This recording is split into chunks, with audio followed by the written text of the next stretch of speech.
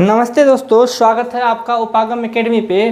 दोस्तों आज हम बात करने वाले हैं भारत में ब्रिटिश रूल की। भारत में जो ब्रिटिश व्यापारी आए थे, जो ईस्ट इंडिया कंपनी थी, ईस्ट इंडिया कंपनी जो थी, ब्रिटिश ईस्ट इंडिया कंपनी आप बोल सकते हैं, जो मर्चेंट एडवेंचर्स नाम की कंपनी थी, जो कि भारत में व्यापार करने के लिए 15 वर्षों तक महारानी एलिजाबेथ से क्या कहते हैं परमिशन प्राप्त करके आई थी। बाद में ये कंपनी भारत पे अपनी पकड़ बनाते चली गई और भारत पे अपना सत्ता का प्रभुत्व स्थापित करने में कामयाब रही। तो आज हम उस चरणों को पढ़ेंगे, उस स्टेप को जानेंगे जहाँ पे ब्रिटिश रूल जो है भारत में अपने आप को कायम करने में सक्षम रही और अपने आप को एस्टेब्लिश करने में सक्सेस प्राप्त करने में सफल रही। तो उसमें दोस्तों आपको दो चीज़ें महत्वपूर्ण थी। पहला, जो ब्रिटिश थे उनका मेन एम ही था यहाँ रूल करना, ना कि ट्रेड करना। ट्रेड करना उनका रूल ही नहीं था, यानी व्यापार वो करना बस एक नाम सा था। और शासन करना यानी सत्ता हासिल करना, या शासन बोल सकते हो, शासन, और इन दोनों में उनका एक ही चीज़ था, लूट करना। इन दोनों में उनका एक ही चीज़ था जो वो चाहते थे, वो था भारत में मौजूद संसाधनों को लूटना, भारत में मौजूद संसाधनों का अपने हितों के लिए सदुपयोग करना। तो इस दौरान दोस्तों जो दो महत्वपूर्ण बातें हुई जो कि भारत में ब्रिटिश सत्ता को लागू करने में उनकी मदद की। पहला था प्लासी का युद्ध। प्लासी का युद्ध एक एक करके जानेंगे दोस्तों। और दूसरा था बक्सर का युद्ध। बक्सर का युद्ध यह शुरुआती दौर था दोस्तों जहां पे अंग्रेज अपने आप को यहाँ भारत में शासन के लिए मजबूत कर रहे थे, जहां अंग्रेज अपने आप को उस दौर तक ला चुके थे जहां पे वो मतलब भारत में जितने भी शासक थे उसे हराने में सक्षम थे। लेकिन दो प्रमुख युद्ध हुआ जिसमें अंग्रेज भारत में अपने शासन को स्थापित करने में कामयाब रहा, अपने रूल को इस्टेब्लिश करने में सक्सेस प्राप्त किया। उस दो युद्ध का नाम था, पहला प्लासी का युद्ध था और दूसरा था दोस्तों बक्सर का युद्ध। तो चलिए एक एक करके जानते हैं इन दो युद्धों के बारे में।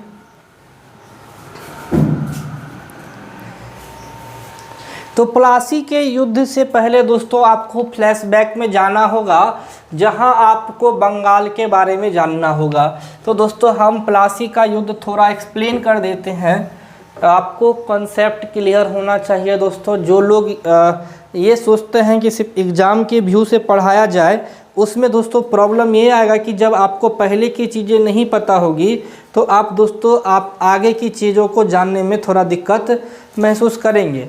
तो दोस्तों प्लासी का युद्ध में क्या हुआ था कि जब भारत पे मुगलों का शासन था और औरंगजेब 1707 तक भारत पे शासन किया, मुगल बहुत मजबूत रहे, अंग्रेज यहाँ पर पनप नहीं पाए। लेकिन औरंगजेब की मृत्यु हुई और ब्रिटिश राज भारत पे एकदम मजबूत होना चला गया। इसी दौरान बहुत अलग अलग राज्य जैसे कि गुजरात, बंगाल, ये सभी जो है स्वतंत्र हो गए, मुगलों से मुक्ति प्राप्त कर लिए। इन्होंने मुगलों को हराया या फिर अपने आप को स्वतंत्र राज्य घोषित कर दिया और बोला कि हम मुगलों के गुलाम नहीं रहेंगे। ये लोग मुगलों की गुलामी से अपने आप को इनकार कर दिए। और साल था दोस्तों 1717, जब आपको बंगाल अपने आप को स्वतंत्र कर लिया।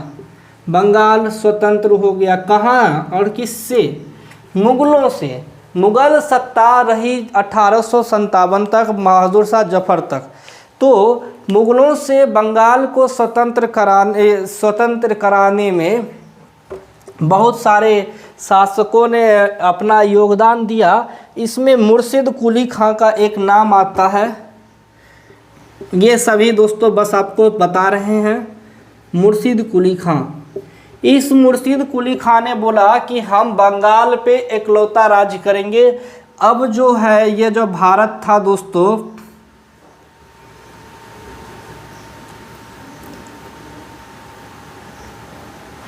यह जो भारत था दोस्तों, इस छोर पे जो भारत का यह वाला भाग था, यह वाला भाग जो मुगलों के अधीन था, मुर्शिद कुली खान ने इसे आज़ाद कराया। आगे अलीवर्दी खां इससे आगे सत्ता में रखा और 1740 में इस पे गद्दी पे बैठा दोस्तों। कौन?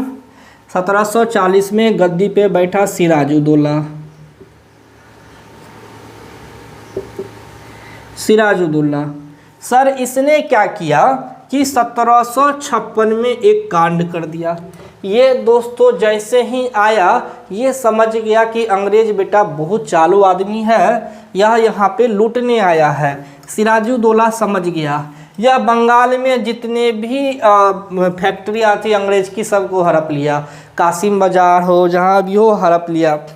इन्होंने 1756 में क्या किया दोस्तों, एक काल कोठरी में 146 अंग्रेज को बंद कर दिया और जहरीला गैस छोड़ दिया।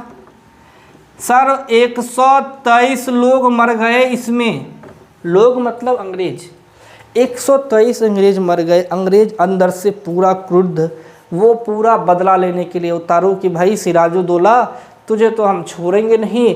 और इसीलिए 1757 में हो गया सर प्लासी का युद्ध। ये आपको याद रखना है कि प्लासी का युद्ध कब हुआ था। तो प्लासी का युद्ध हो गया दोस्तों 1757 में। सिराजुद्दौला और अंग्रेज़ों के बीच रॉबर्ट क्लाइव अंग्रेज़ों का वहाँ उस समय जो युद्ध हुआ था प्लासी का, उस प्लासी के युद्ध में सिराजुद्दौला जो है बंगाल की नवाब के रूप में था और औरंगजेब कहते हैं अंग्रेज की तरफ से रॉबर्ट क्लाइव लड़े। इस युद्ध में दोस्तों अंग्रेज़ों को विजय प्राप्त हो गई और अंग्रेज अब भारत पे अपना पकड़ स्थापित करने में कामयाब हुआ। सिराजुद्दौला को हराने में दोस्तों जो दो चार ठो भारत के उस समय जो मुस्लिम शासक थे, जैसे कि आपको ये क्या नाम है, मीर कासिम और मीर जाफ़र, माफ़ कीजिएगा दोस्तों, मीर कासिम नहीं, मीर जाफ़र। मीर जाफ़र ने अंग्रेज़ों की मदद की, राजा दुर्लभ राय, ये लोग अंग्रेज़ों की मदद किए सिराजुद्दौला को हराने में। और अंततः अंग्रेज़ जो है अपनी कूटनीति से भारत में अपनी सत्ता स्थापित करने का पहला कदम प्लासी का युद्ध वो कर चुका था और विजय प्राप्त कर चुका था। इसके जस्ट बाद दोस्तों हुआ आपको 1757 के बाद हुआ बक्सर का युद्ध। कब हुआ दोस्तों बक्सर का युद्ध? 1764 में। अब बक्सर के युद्ध की कहानी क्या थी दोस्तों कि चूंकि मीर जाफ़र को लोभ दिया अंग्रेज, बोला कि भाई तुम हमारा साथ दो, अगर सिराजुद्दौला हार गया तो तुमको गद्दी पे बैठाएंगे। सिराजुद्दौला को हार गया, बच्चा उसको मार भी दिया अंग्रेज। अब मीर जाफ़र को गद्दी पे बैठा दिया, लेकिन मीर जाफ़र भी अंग्रेज की चाल समझ गया। इसी तरह मीर जाफ़र को फिर अंग्रेज हटा के मीर कासिम को गद्दी पे बैठा दिया। अब जब मीर कासिम गद्दी पे बैठा तो वह भी अंग्रेज़ों के अत्याचार से परेशान हो गया और 1764 ईस्वी में अंग्रेज़ और मीर कासिम और अवध का नवाब था शुजा-उद-दौला, ये सभी नाम उतने इम्पोर्टेंट नहीं है, इम्पोर्टेंट बस युद्ध रखता है। और युद्ध में एक नाम इम्पोर्टेंट था, मीर कासिम और अंग्रेज में रॉबर्ट क्लाइव। यह दोनों युद्ध जो है ब्रिटिश सत्ता को स्थापित करने में महत्वपूर्ण योगदान दिया और यहीं से अंग्रेज जो है अब अपना पकड़ मजबूत कर लिया।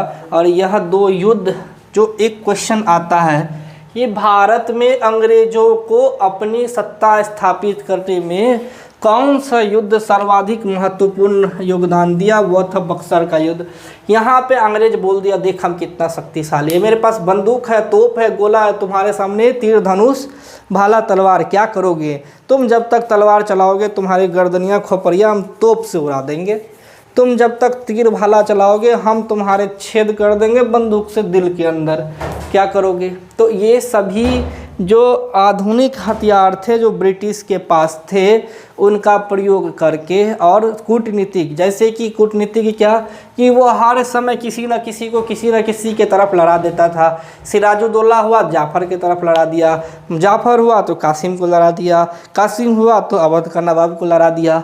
तो यह अंग्रेज जो कूटनीति करता था कि किसी एक को लालच दो और दूसरे को अपने साथ में ले आओ। इस चक्कर में दोस्तों जो घर का भारतीय न घर का रहे न घाट करे, अपने ही ज़मीन के लिए वो लोग अपने ही लोगों से लड़े, जबकि अंग्रेज़ तो बाहर के थे। अरे भैया ये ज़मीन हमारा ही था, अंग्रेज बोल रहे तुमको दे देंगे। भाई अंग्रेज क्यों दे देंगे, लेकिन भारतीय समझे तब तो। और अंततः दोस्तों जो रॉबर्ट क्लाइव बंगाल का गवर्नर था ब्रिटिश के तरफ से, उन्होंने अपनी सत्ता को कायम करने में सफलता हासिल कर ली थी। और दोस्तों 1772 में बंगाल को केंद्रीय सत्ता के रूप में लाके द्वैध शासन व्यवस्था लागू की गई। द्वैध शासन मतलब ट्विन रूल सिस्टम, जहां दो तरह की शासन व्यवस्थाएं स्थापित की गई, एक क्षेत्रीय और एक केंद्रीय। और रेगुलेटिंग एक्ट शुरू हुआ 1773 में, और इसके तहत कंपनी के अधीन बंगाल का पहला गवर्नर जनरल कौन बना, वारेन हेस्टिंग्स।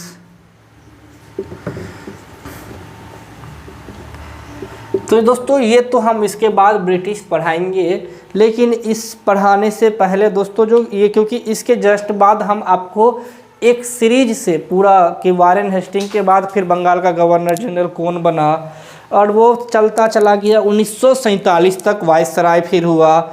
उसकी चर्चा दोस्तों हम आपको आने वाले वीडियो में करेंगे।